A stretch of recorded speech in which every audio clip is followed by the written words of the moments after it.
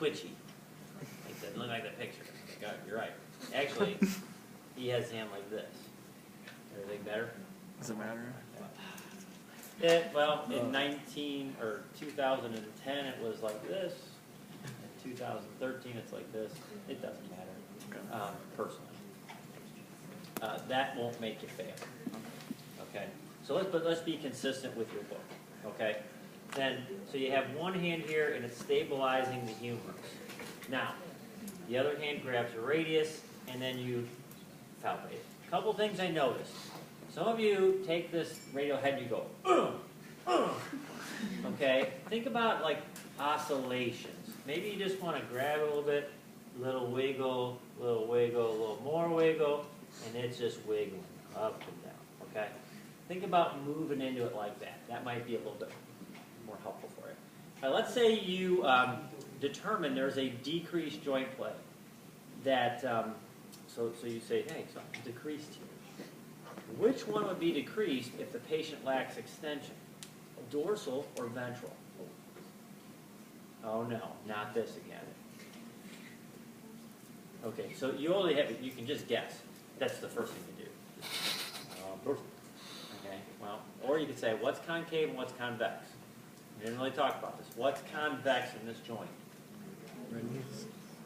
What's it called? A capitulum. And what's convex? The radius. And so rolling and gliding are always in the what? Same direction. So as bone moves. Right, Andrew? It was backwards, right? Yeah, she said, Rolling and gliding are the same direction. What's concave on you convex? said But convex. the radius is concave. This is concave. This is convex. So they're an opposite. Concave. So rolling and gliding are the same direction as bone movement, right? So if someone lacks extension, which joint play will be decreased? Dorsal or ventral? Dorsal. Dorsal, exactly. So if we want to increase extension, which way do we push the radius? Dorsal. It's pretty straightforward.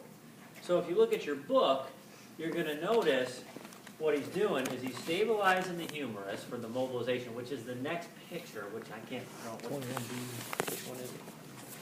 Sorry? 21B. That's right. And what he's got to do is he's got to think about where is this treatment plane? And it's like this, right? Straight up and down. Because this is laying on this horizontal, or on this table. So it's right on top, right? So the treatment plane is at a 90-degree angle to the glide. And the glide is going to be dorsally, so it's going to be straight down the table. So this stays here. I would just kind of roll the patient. No. So look, you're going to rotate about an axis. There you go. And then lay back there. Good. Just like you're going for a drive on Sunday. Okay?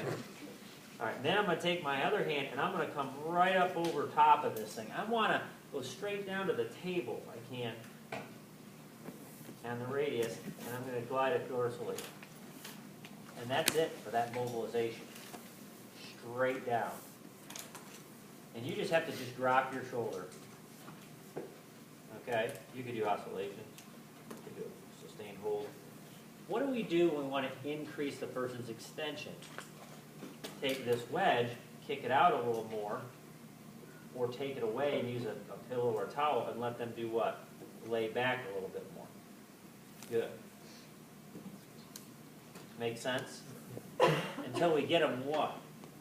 Completely, fully extended. And sometimes what I'll do, if you can't get them in a good laid out position, I'll just lay them on their back, get their arm out, and then just do it dorsally. Okay? So this mob isn't really hard. It's pretty easy. Any questions about it? No? You do this one quite a bit. Let's give it a try. Okay?